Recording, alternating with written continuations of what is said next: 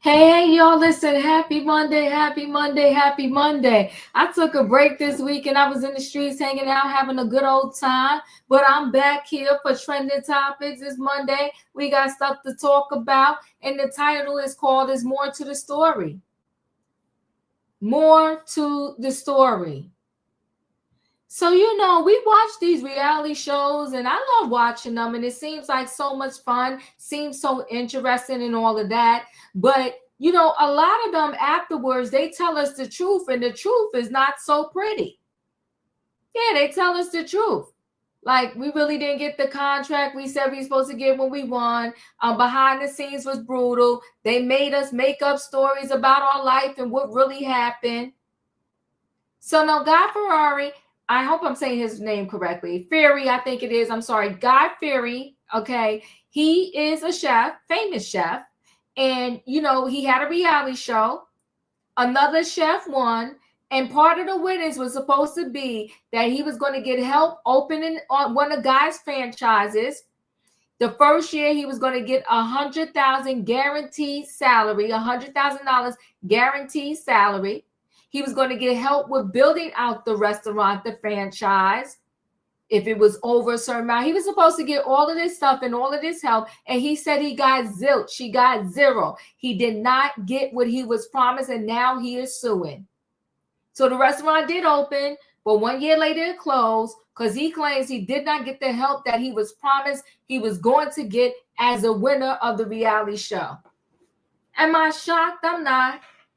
But I don't know how these reality shows are allowed to go on and keep making promises to people that they're not keeping.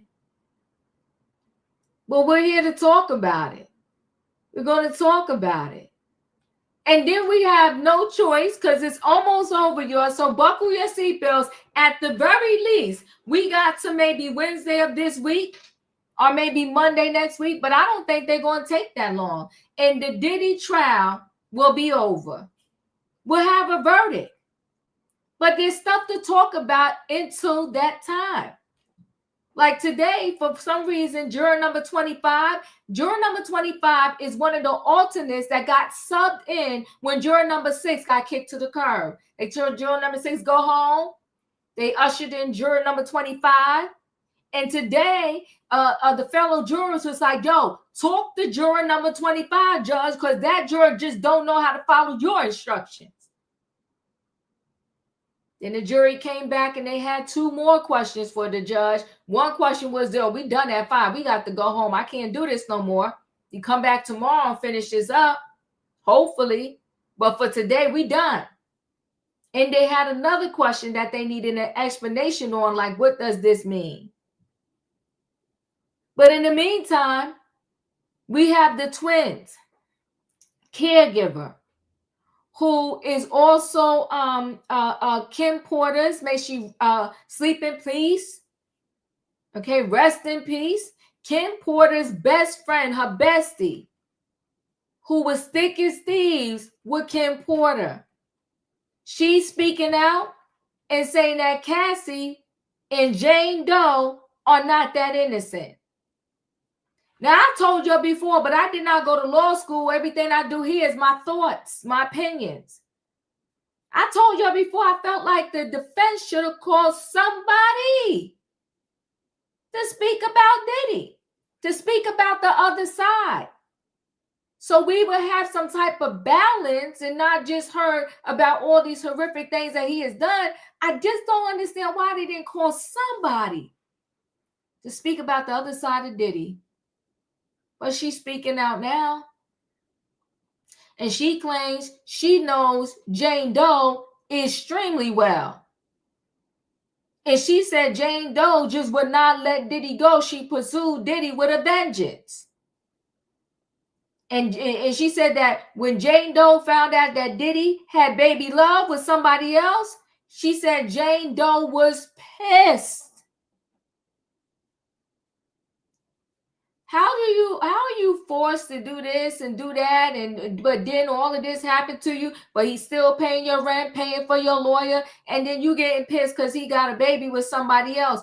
If somebody was a monster to me and somebody else had his baby, I'd be like, thank the Lord, go to them and leave me alone.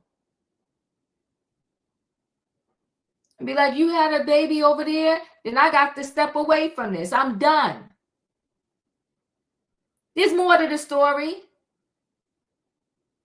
We didn't hear all the story, but you know what? It was up to the defense too to give us some other stuff, something to balance this thing out. But the caregiver also said that Cassie ain't that innocent either. And she said, can't nobody tell me no different because I lived it. She said, I lived it. We all got speculations and everybody want to say no this, no that, no whatever. I let you know straight up front. This is my opinion, my thought process.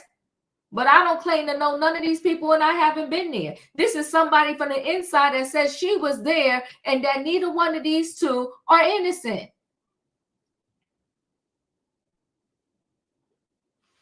It's a mess. We got to talk about it. She said Diddy did get to have a moment with his family. She said they prayed, they talked. And you know, of course, he's remorseful for his part in the situation.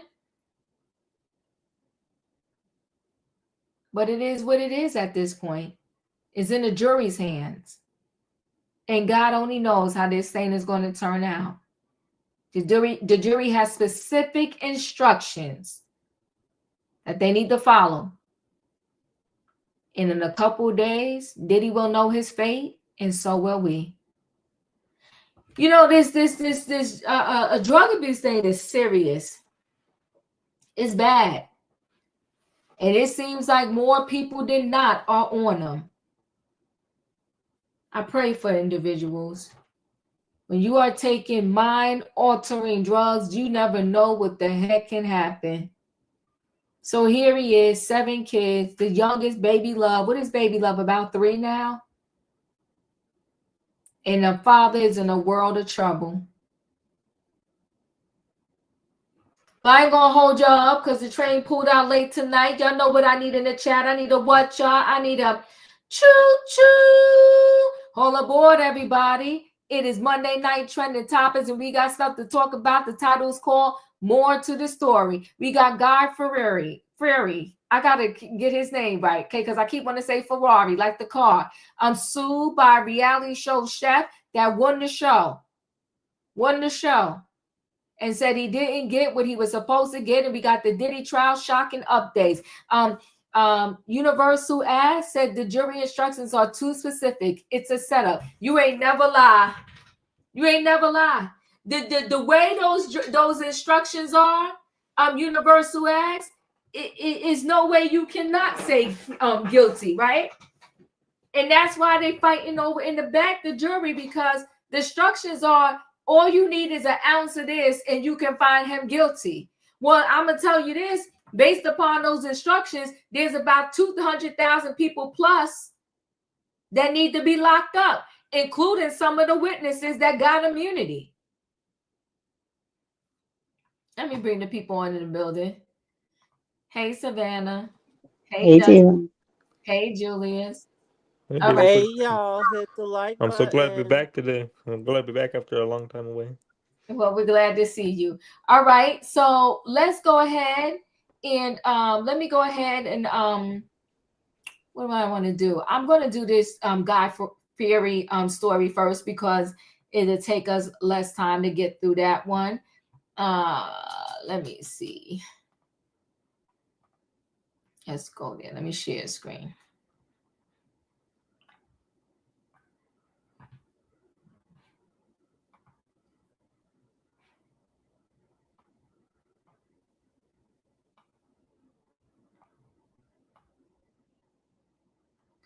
All right, did it come up there? Let's go back. Let me try to share again. I don't see it yet, Diva. Thank you, Dustin. I'm gonna try to do it again. Thank you, Maz. I see y'all out there. I appreciate y'all. Let me share again. Okay, there we go. I think I got it now. Okay.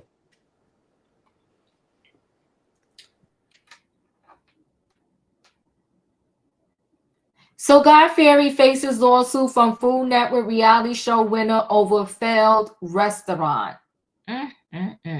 So celebrity chef Guy Fieri is facing a lawsuit over a failed restaurant that launched as a result of one of his reality shows. The 57-year-old chef launched Food Network's Guy's Chance of a Lifetime in early January of 2022, where 7 chefs were pitted against each other for a chance to run their own Chicken Guy franchise, one of Fieri's brands.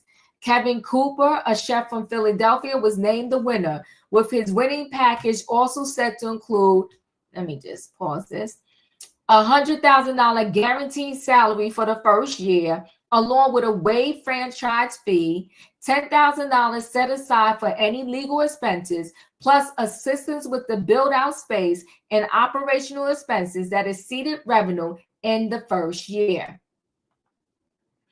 Cooper's Chicken Guy franchise did open at the King of Prussia Mall outside Philadelphia back in early 2024, just before Fieri spoke out about a 30-pound weight loss, though it closed just over a year later in late February 2025. While no reason was given for the closing, Philly Mag reports that Cooper filed a lawsuit against Fieri's company, Chicken Guy LLC and Earl Enterprises LLC. Daily Mail has reached out to multiple reps for Guy for comment and have not immediately heard back at this time. That is a picture of the winner along with Guy right there. So Kevin Cooper left, a chef from Philadelphia, was named the winner with his winning package also set to include, like I said, a $100,000 guaranteed salary for the first year, along with a waived franchise fee, $10,000 set aside for any legal expenses, plus assistance with the build-out space and operational expenses that exceeded revenue in the first year. That's Chicken Guy. That's him again. The lawsuit alleges that Guy never provided that guaranteed $100,000 salary despite requesting it numerous times. The filing adds that he also never provided operational expenses that exceeded the shop's revenue as promised. Those expenses total $69,000, with $39,000 of that for Pennsylvania sales tax alone, according to the lawsuit. The lawsuit is seeking the $100,000 salary and expenses that were promised after winning the reality series.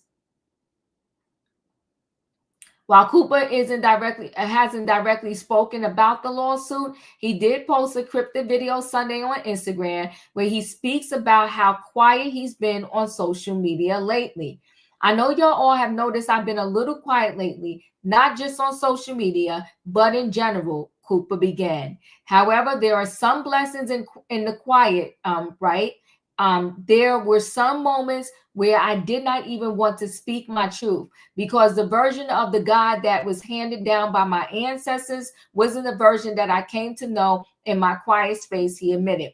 So for a long time, I held back because I didn't want to become just another black man pushing the blame because I was done dirty, he added. I also realized that I didn't want my life wrapped in faith that was once used to enslave my peoples, he added.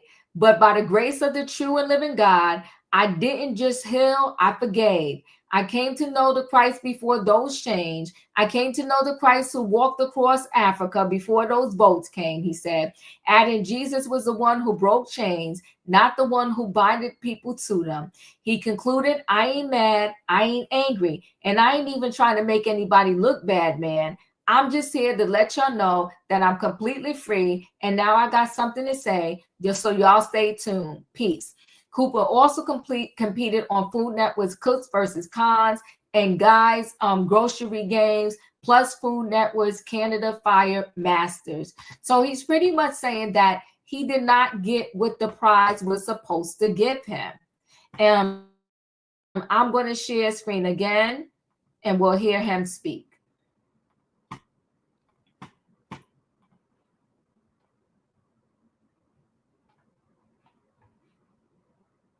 It is cryptic. I hate when people give cryptic messages. Just come out and say what you got to say if you're going to talk. But here it is.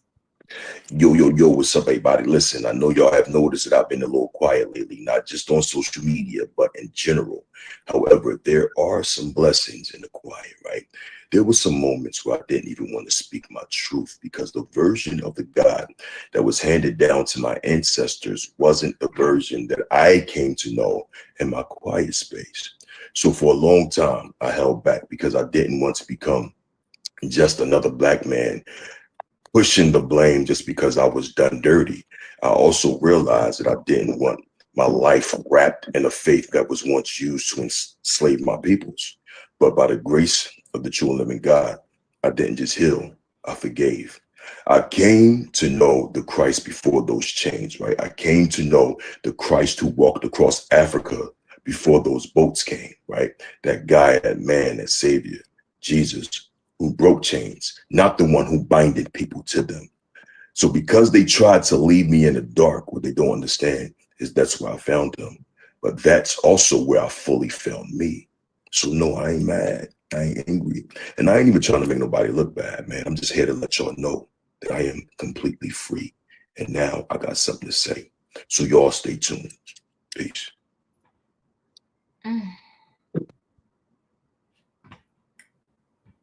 Savannah, your thoughts? You know, it's a shame because one of my addictions is I'm not a reality TV type of person, but when it comes to the food channel and the cooking shows, I that's one that I do follow religiously, and I am a big fan of Guy Fieri. Um, it's disheartening because I know he does a lot of great things um, for small mom and pop restaurants and for the LGBTQ community. Um, Guy has been a voice before, the movement, and even when President Obama was against gay marriage, Guy was one that came out for it and asked him to change his stance on it. So it's disheartening to hear that he's in this type of mess and not understanding that the power of social media can hurt your brand in such a way that I don't know what contest this person was in because I watched most of them and I don't recall seeing him. So this must have been more than over a year ago. Um, I know with Hell's Kitchen, anything with Gordon Ramsay, I have seen some of the chefs who have won the Master Chefs or Hell's Kitchen competition. I have personally seen some of the chefs. So I do know that they do some of these contests, these award shows that they have on the Cooking Channel do come to fruition, and they do assist with them getting a business plan, running their own restaurant. So I'm not familiar with the story, but I am a fan of Guy Fieri, and I know that he's not like the cake boss. Um, he's actually someone that is an advocate for the up and coming chef, for the small business, and he's one that doesn't like to be in scandal much. So um, I hope that this will be a lesson that he'll stand up and correct it because I don't know his character to be of any other way. So it is hard and sad to see that guy is stuck in something like that because he has that personality that's someone that you can sit down with and have a beer. And he's always been pretty cool and chill. So I hope that his social media team and his PR team come together and correct this for the winner of the contest, and that they can celebrate him for winning and assist him in getting what they promised. Yeah, I hope so too. Something to work out. Dustin, your thoughts? My thoughts are I hope this all gets worked out, but I hope that I hope that he gets justice, and I hope he gets the money that he was promised, David, because it's a hard job to run uh a restaurant. So I can imagine it takes a lot of money and a lot of resources. So he was promised all the resources. So Guy Fieri needs to give it to him, what he was promised, or either that or pay up, because now he's suffering because he's probably his business is closed down, but he's still suffering because of what it costs. So either you need to make it right, or you need to pay up with money. That's just my opinion. I appreciate you. Thank you, Dustin. Colorful Flowers. Hey Diva, I was wondering, is why is he suing him and not the network? I know guys, I mean he's over, that's his show or whatsoever, but shouldn't the network be the one that have to pay him, even though Guy is the face of it? I would think the money would come from the network. Sort of like Survivor, you know what I mean? When they do these contests and whatsoever, Jeff doesn't pay them. The the production pays them. So I don't know if he's suing the right person because he's the face of it, or I would think that the money should come from the production company instead of God. God just the face of the network. You know what I'm saying? Like the Food Network. He just got a show on there. So I would think that he should be suing them instead of him. But I guess by him being the face of it and he was the one that was doing the contest, I guess the guy think the money was supposed to come from him. But good luck to him. And like everybody said, running a restaurant is not an easy business. That's like one of the hardest things that you can do, because you got food critics. You got to make sure that everything is clean. You got to make sure that the state don't come in and make sure that you have any type of efficiencies or all that type of stuff. But good luck to him. I hope he get what he's promised, and we'll see what goes on from there. But that's all I got. Thank you. Julius, your thoughts? I'm gonna say good luck to this fella. I hope he gets everything he has. Thank you, Julius. So I'm going to go ahead and roll on into the Diddy thing. There's a lot of components to it. We'll do it piece by piece. The first piece I want to introduce, because I found it very interesting, the caregiver to the twins, her name is Lawanda Lane, has lived with Kim Porter a long time, very good friends with Kim Porter, and stepped up immediately when Kim Porter passed and became the twins' caregiver. She pretty much says she knows Jane Doe. And she said Jane Doe pretty much, and I'm paraphrasing, thank you, Sache, tell the people watch their words. She says she knows Jane Doe. And Jane Doe pretty much was pursuing Diddy and wanted Diddy, got pissed when Diddy had Baby Love. And he kept trying to let Jane Doe go, and Jane Doe kept coming back. It's more to the story, people. That's all I'm here to say, is that it's more to the story. So let's look at this piece first, and then we got pieces of the jury to talk about, but we'll do this piece of it first. So Lawanda Lane, Diddy's apologetic about his issues. She said, but Cassie and Jane Doe, she said they ain't innocent. Okay, and we don't have to agree with what she's saying, but let's hear out what she is saying. Let's take a listen. It has been 7 weeks of brutal testimony. Yes. Life's most embarrassing moments, if you will. Yes. You have a unique insight on the women who testified against Sean Combs. One of whom, Sean, is still paying for her legal bills. Yeah.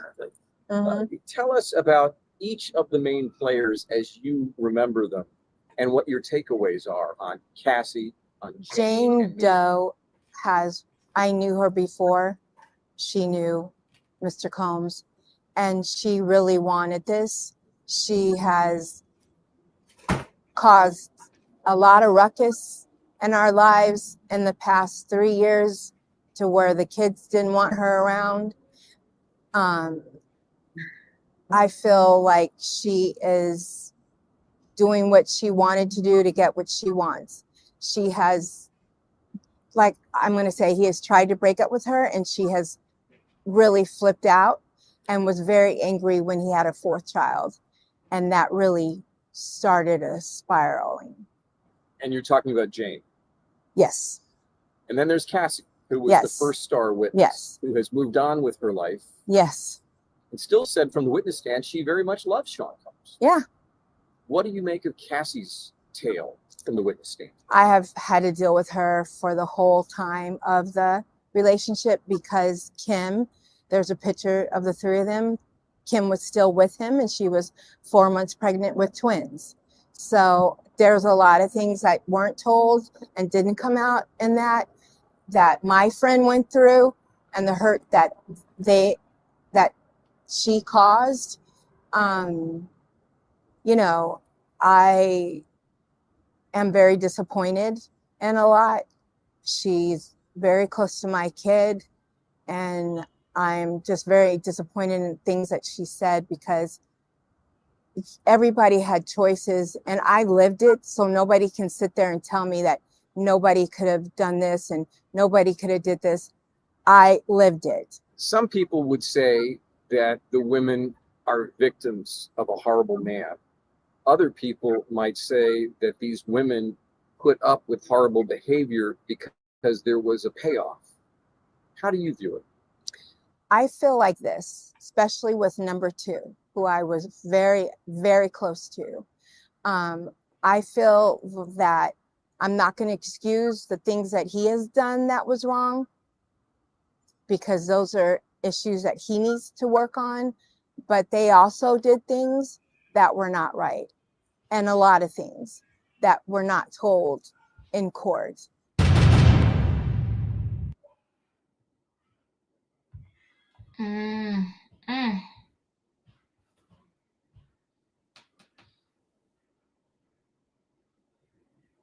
Hold on, I'm just trying to make my screen exit here. You know, there are some people that are very upset with what she had to say. Okay, there we go. So Diddy, she said, Diddy is focusing on clearing his name as his trial winds down. A name that got... Are you guys ready? Hold on one second, guys. So much to talk about. There has to be drama. It's very on brand for us. Give me more! I'm just trying to silence this. Hold on. Okay.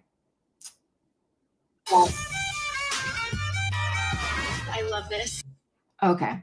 So, name that got tarnished by Cassie and Jane Doe. So claims longtime family friend LaWanda Lala Lane. TMZ caught up with Lala outside the New York courthouse as jurors begin to contemplate Diddy's fate Monday morning.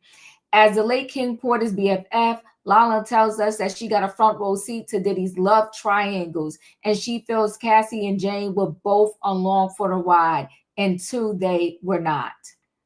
We'll hear her say a little bit more here. Let me play this.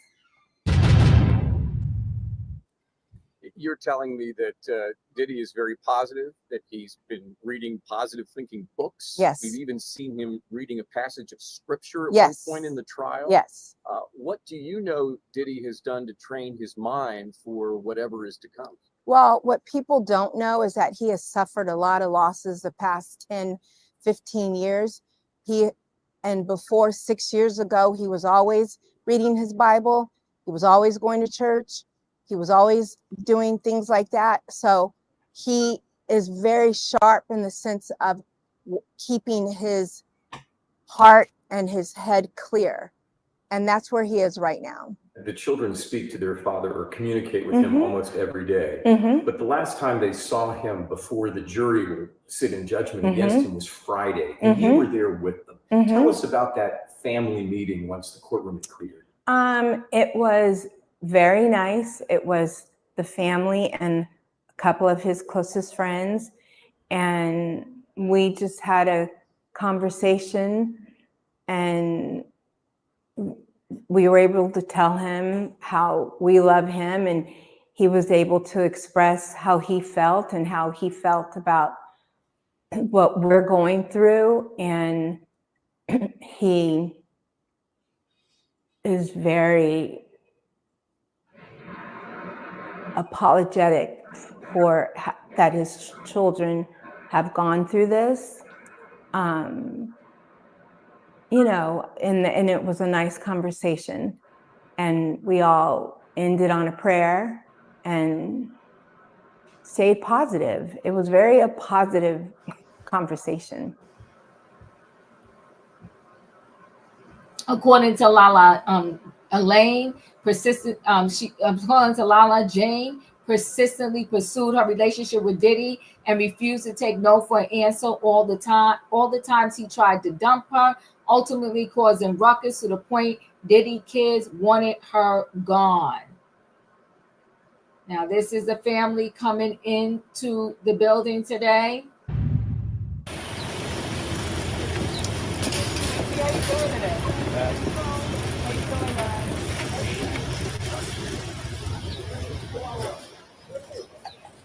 Oh, miss. Come on,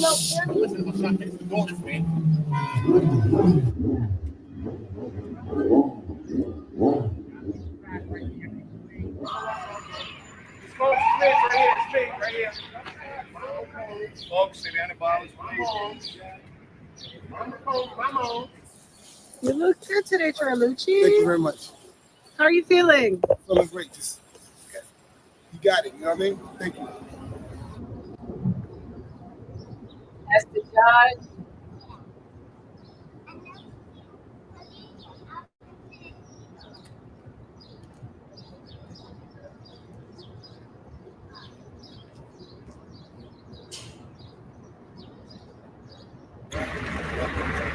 This is Mark coming into the building. That's the lead attorney for the defense. Listen, I hope guys. All right, you guys all stay cool. Guys, behind the bar. Good morning, everybody. How's everyone doing today? Mr. Steele. Ryan Steele. Nervous today? Are you feeling nervous today, sir? You're doing such an awesome job. My God. Ryan is Mike from Nitro. How do you feel?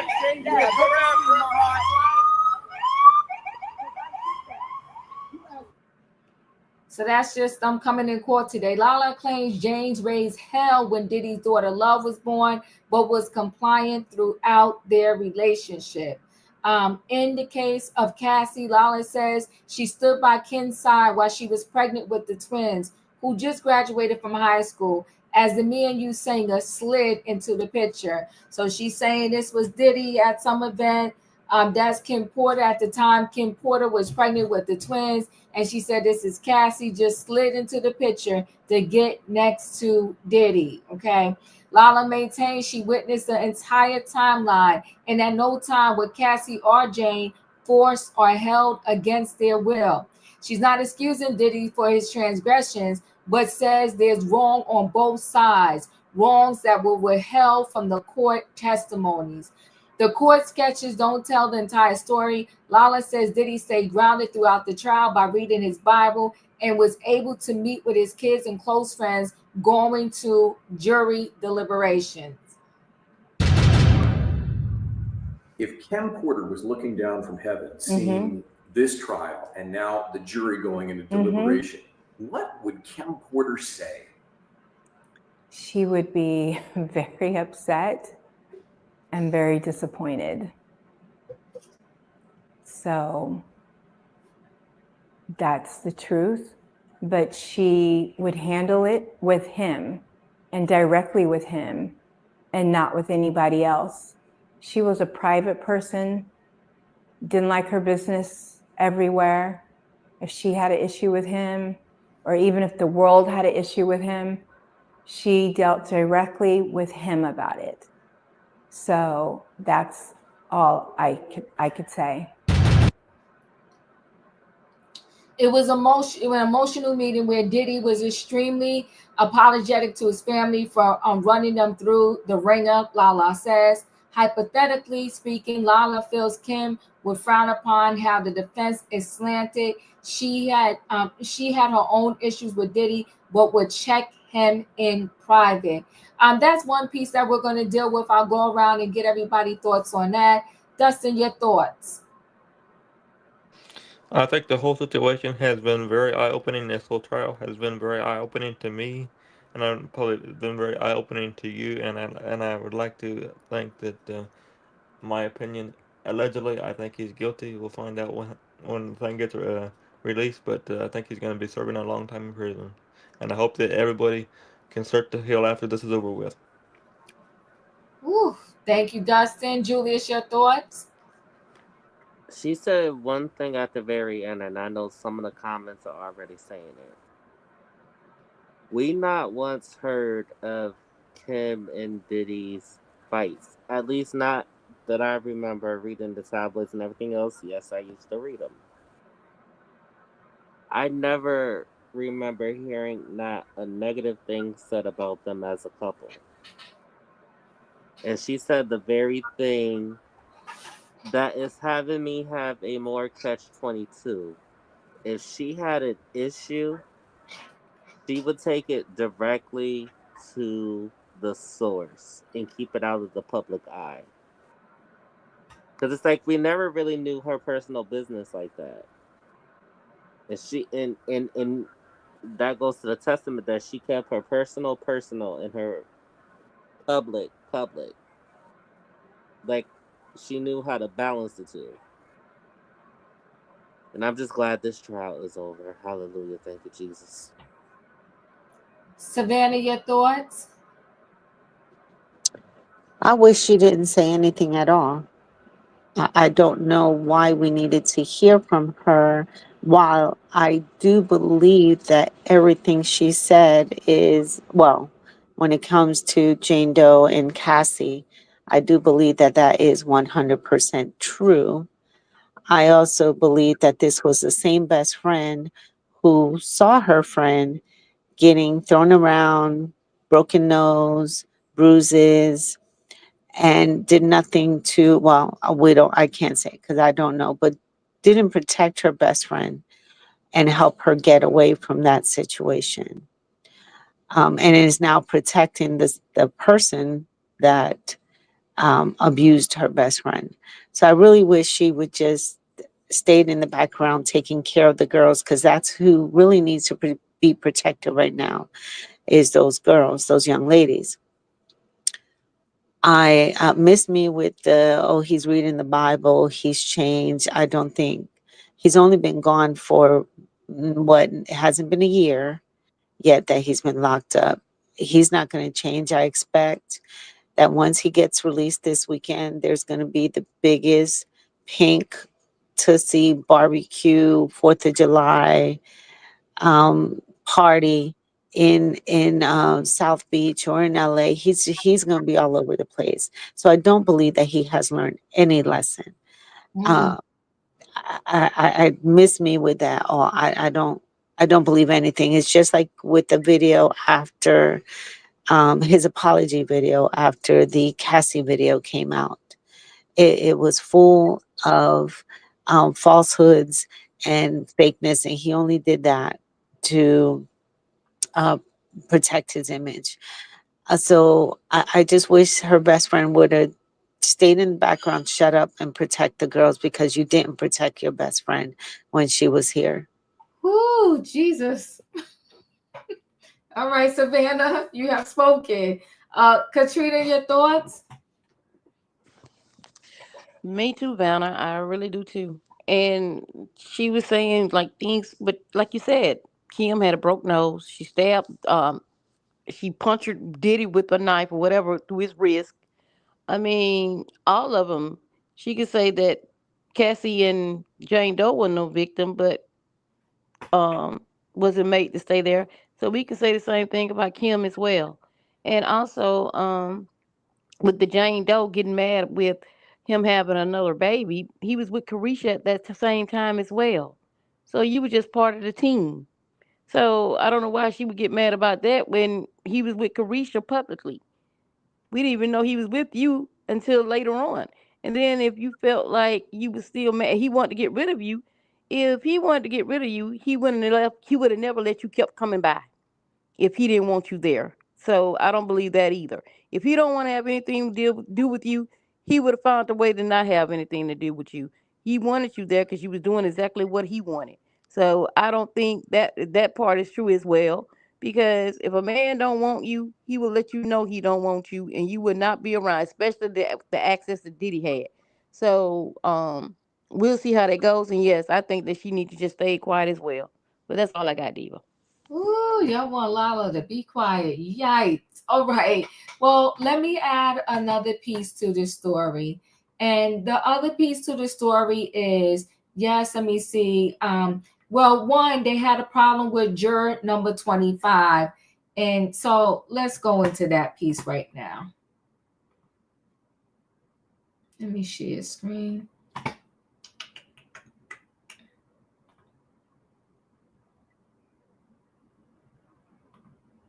Oh, wait, did I lose it? Well, let me go to this one real quick, real fast. Okay, here's the verdict. Okay. So Diddy Trial, see verdict sheet given to jurors. Play along at home. They're saying, here's the verdict sheet. Jurors in the Sean Diddy Combs federal racketeering and ex-trafficking trial were given as they deliberated his faith. And you can see the charges laid out against him. The first count is racketeering conspiracy. And Judge Iran told the jurors that in order to convict Diddy here, you must find he agreed with at least one other member of the alleged Combs enterprise to commit 2 predicate acts within 10 years of each other.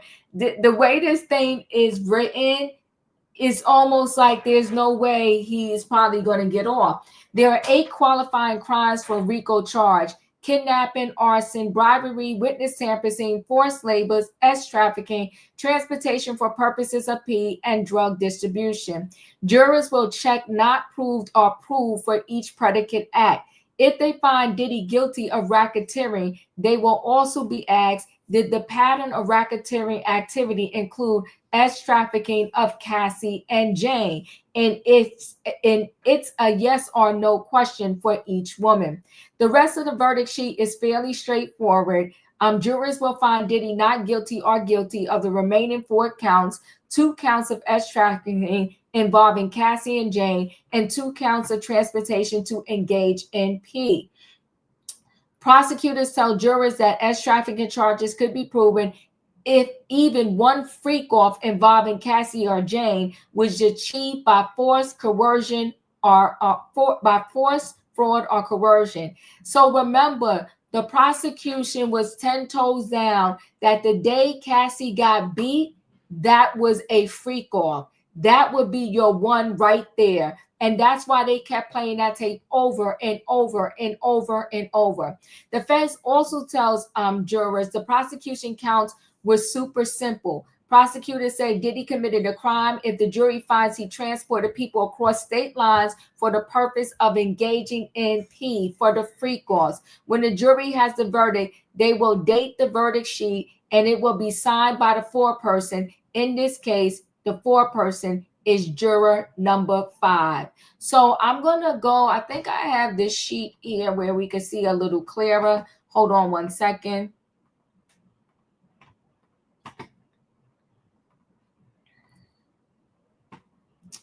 So this is it right here.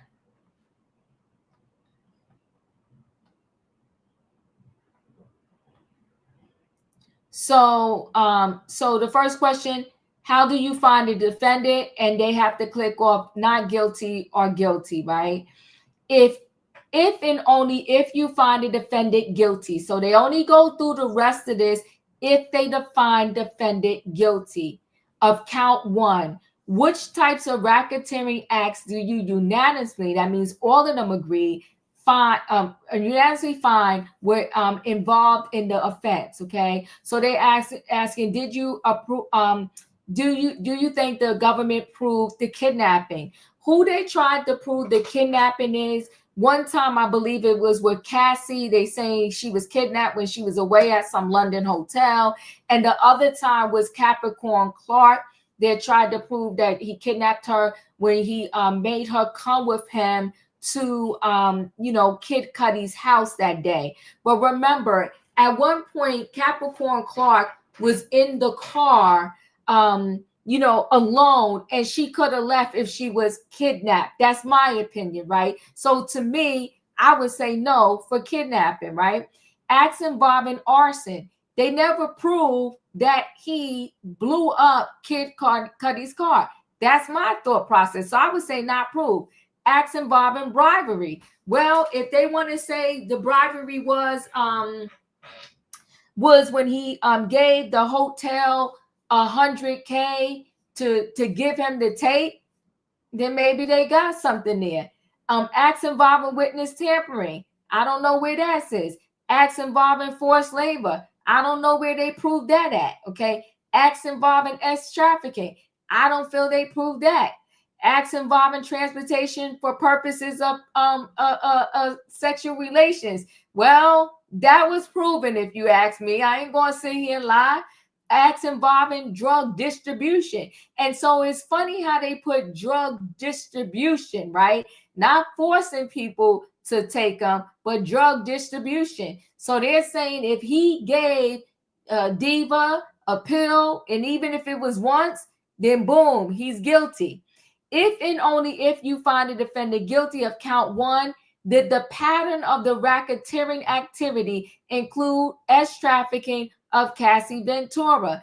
I say no, but there are some people that may say yes. If and only you find the defendant guilty of count 1, did the pattern of racketeering activity include trafficking of Jane?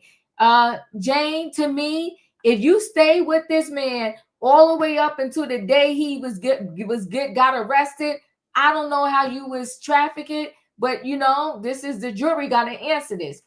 Count 2, trafficking of Cassie Ventura. How do you find the defendant? They got to answer guilty or not guilty. And they got to do the same thing for Jane. Okay. When they said count 3, man act of transportation against Cassie, how do you find the defendant? They got to answer guilty or not guilty. Let me see. Hold on one second. Let me pull this. I think there's more on this. There's other counts in there because it was 5. I guess my thing got cut off. But y'all have an idea of the questions that they have to answer in terms of this, you know, these charges. It's a little sticky. It's a little sticky. It's a little sticky. I don't know how this thing is. That's why I say I don't know how this thing is going to turn out. Let me get one more piece here before I go around here to the round table. Because you see on that paper, one of them talk about drug distribution. They did at the end of the day have a question for the judge. So to me, if you follow the sheet, remember, you only have to answer these questions if you find the defendant guilty. So to me, if they were asking about this drug distribution, then I'm going with they must have said this man was guilty. Are y'all following me? Because you wouldn't have to answer those pieces of the questions if you didn't think he wasn't guilty. So Diddy Trial, jury asked judge about drug distribution detail in the second round of notes from the jury. So hours after jury deliberations in the Diddy federal trial hit a bump when the jury foreperson sent a note about juror number 25 being unable to follow instructions. A second communication from the jury room was sent to the judge.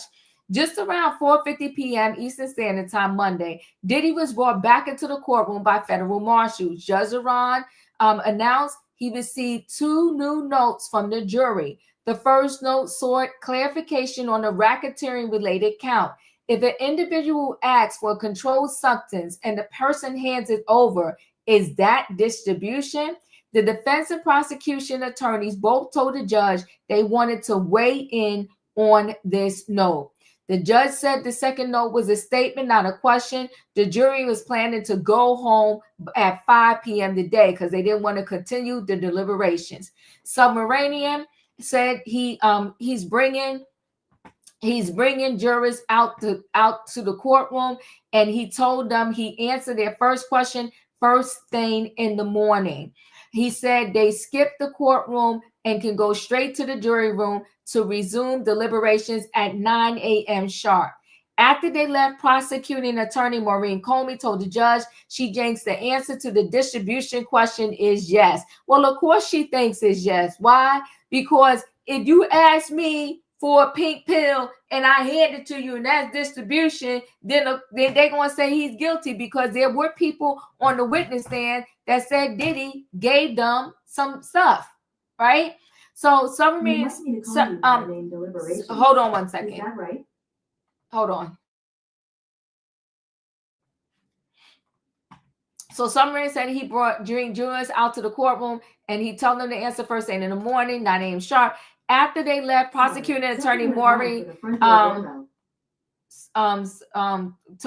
the judge she thinks the answer to the distribution question is yes. The press attorney Mark said he wanted more time to discuss with his team. The judge ordered the two sides to confer and have an answer in an hour. This is nasty, y'all. This is nasty. Dustin, your thoughts? I think this is gonna be when the verdict comes through, we're gonna have a deep conversation, because this is a very eye-opening situation. So it's very sad to see everybody go through this. But like I said before, I hope everybody could continue to start to heal after this. And thank you, Diva. That's all I got to say for that one. It's very emotional, very emotional. Thank you, Dustin. And I hope that everybody can continue to move forward after this. Yes, thank you, Dustin. Julius, your thoughts? Okay. Yeah, that part, Anita, that part is a trap. It's a trap. And if you say yes, the way they wrote this thing up, it's like they have no choice but to say guilty. Go ahead, Julius. So as I've been saying, they're gonna try to find him guilty, but we know Diddy got the loot, and we know his pardon is already paid for. I've been saying he's gonna get pardoned for a while, even though they say he's not up for consideration for one. As soon as the news come out that he's guilty, we're gonna hear the news that he has been pardoned. I feel like that's how it's gonna go. It's not gonna surprise me none, but I think, was this case a slam dunk? Absolutely not. And I want to remind the people in the chat and stuff like that, believe it or not, there is still a 110% chance that he could walk. And so it wouldn't surprise me, whatever the verdict is, either guilty or not guilty, either way, the man's going to walk. He's not going to serve any time in jail like R. Kelly. He's going to be free. And that's how I see it. But he already served months, Julius. Savannah, your thoughts? So I'm conflicted, Diva, because like I've said, I think he is going to be found guilty, but with a light sentence or time served. When the judge was reading the instructions to the jury, from what was reported from several news outlets this afternoon, and I had to go back and look it up because I was confused, because the judge said that only a guilty verdict should only be reached if the jury determines that Sean Combs and any of his alleged co-conspirators agreed to commit at least two of the following crimes. Mm-hmm. So who's the co-conspirators? Because as I recall, for these past 6, 7, 8 weeks, there's only been one person at the defense table. So who was he talking about when he said co-conspirators? Because nobody else has been charged. That's a good question. Because Rico, you got to have an enterprise, right? That's a good question. But you know what? On this instruction sheet, it don't mention nothing about that. And that's what TMZ reported, Law and Crime reported, and I think MSNBC. And so when I went back and looked it up, it does say that the Judge Subrahmanian explained the details of the racketeering charge to the jury before they went in to deliberate about the verdict. and his instructions were any of his alleged co-conspirators, which I'm still struggling to find out who that is, because we didn't see a Stevie J, any of his bodyguards, any of his house managers. No one else came up and talked about the witness tampering, the bribery, the arson, the transportation to engage in things, or even the possession of the three weapons or the substances.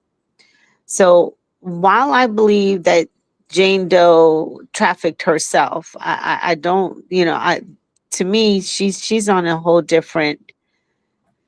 I just never understood Jane Doe, and she completely turned me off from this trial.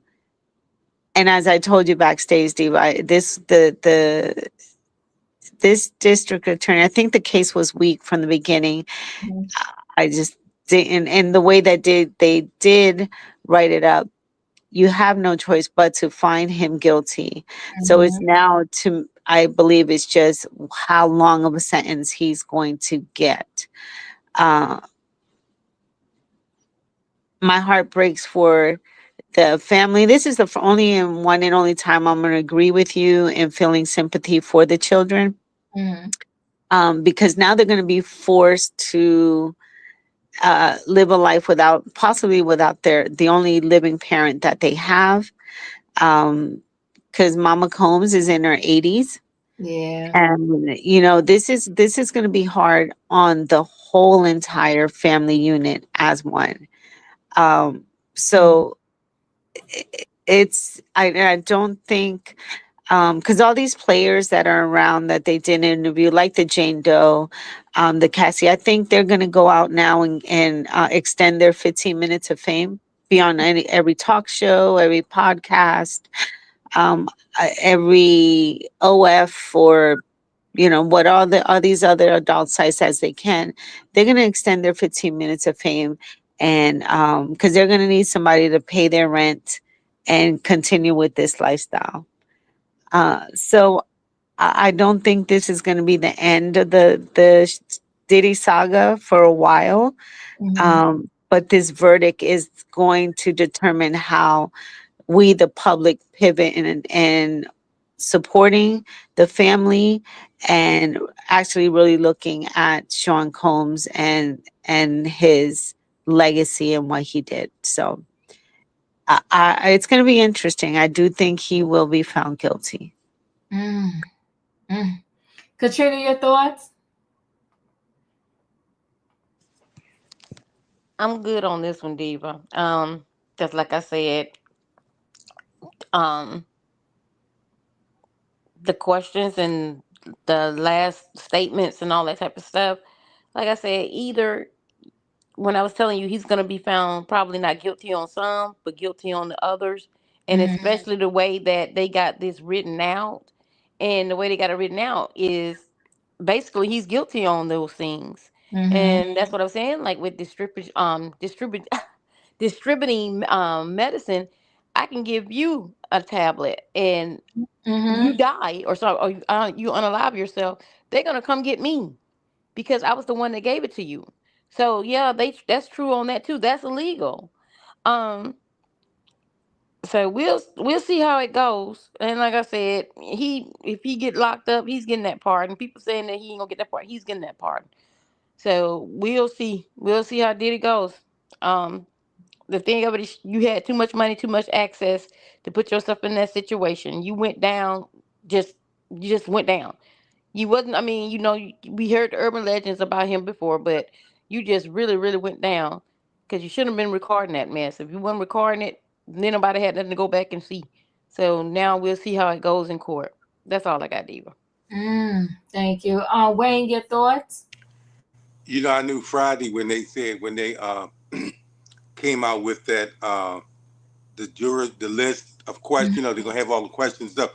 Most, because I've been on federal jury, and most of the time is spent reading the questions and answering, and they're designed in a way that you would say guilty. Mm-hmm. In other words, they'll ask a question, you know, did this happen? You know, blah blah blah blah. Is he guilty of this? And if you answer yes, then you have explanation as to why. You know, well, they were guilty because so and so testified this, that, and the other. Or if it's a case where they have experts, you know, well, is this true? Well, yes, because the expert testified such such such and such. It's almost a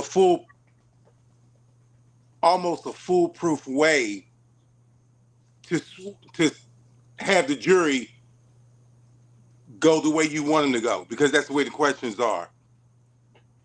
But I said that I think it's going to be hard for 12 people, and it is, to come up with all guilty.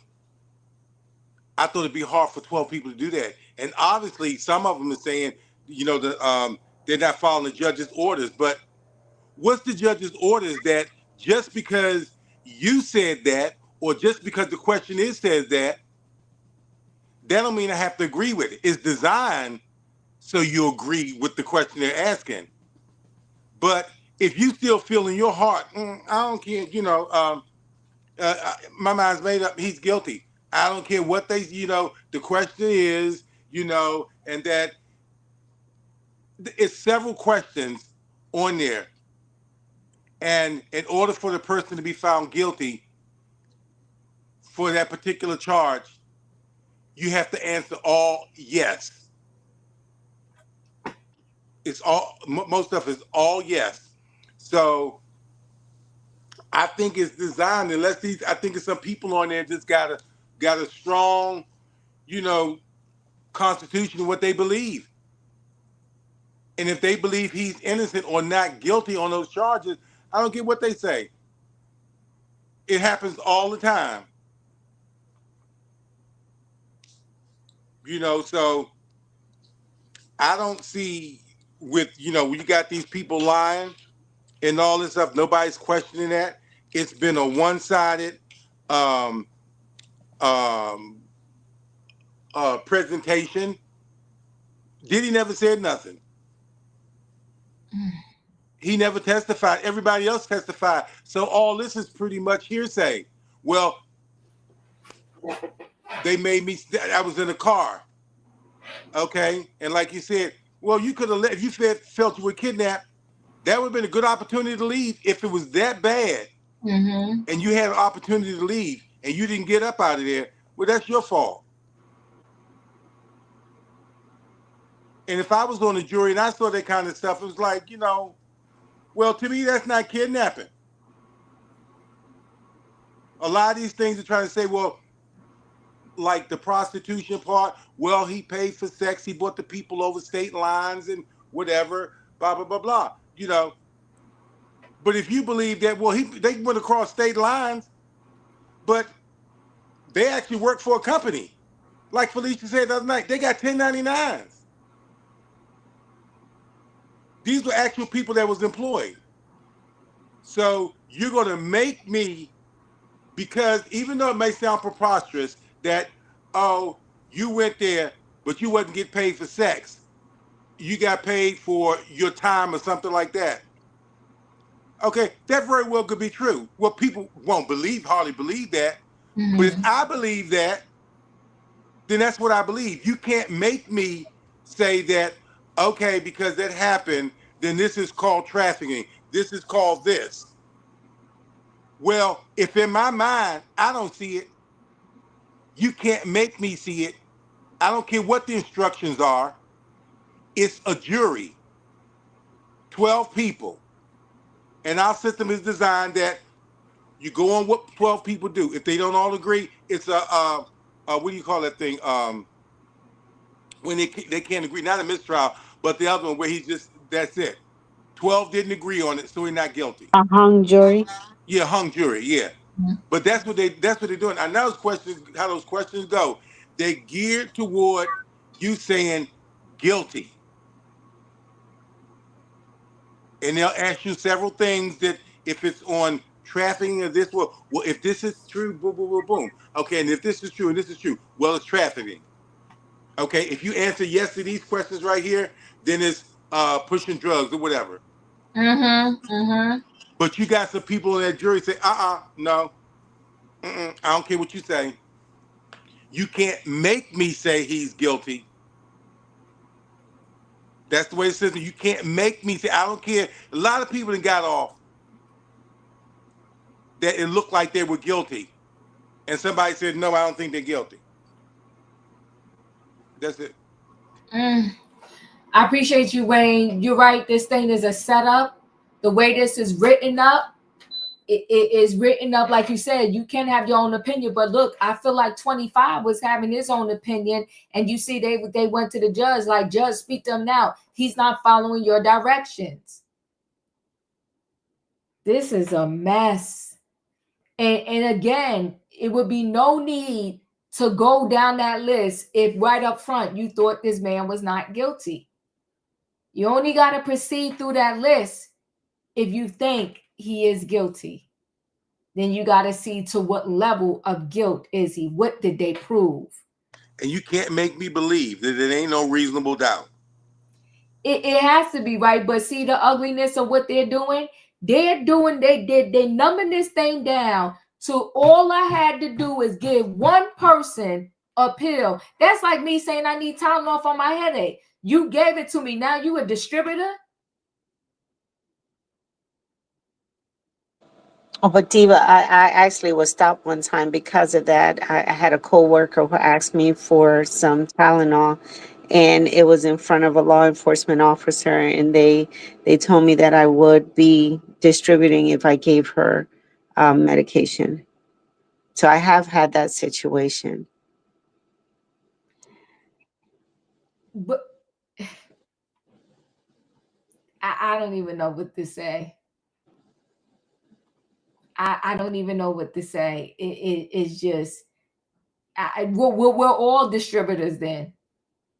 Because what's the difference when you give your child medication? What's the difference when you give a family member medication? We're all distributors. This is just totally insane. And so, of course, child, I distribute all the darn time too. My son be like, where the Tylenol? I'm like, right here. You want me to take 2 out for you? You want me to give you 1? You need a cup of water when you sick? Like, come on. So the way they have this set up, and that's why they came back and asked the judge these questions. And so, of course, Maureen going to say, yeah, if you asked me for it and I gave it to you, then yeah, that's distribution. Of course she's going to say yeah, because she need for this charge to come back as guilty. And that's why the defense said they're going to talk about it. Hell no, I'm not going to jail, Diva. Hell no. Listen, I'm trying to tell you. The way they are writing the definitions to these particular questions, if it happened one time, then you guilty. And that's why they went back so far. I couldn't understand why they was going all the way back. But they went back so far because for racketeering, all you need is 2 things to happen within the 10-year period. So the way they have set up the questionnaire and gave the definitions, I mean, I know you got to have a trial to have that so it could be fair, but it was no need to have a trial because you was going to, all you had to do was say these things were so or happened, and then the person is guilty. But who was his enterprise? So at the 11th hour, they mentioned KK, so she's the enterprise? And you read some text that they sent her?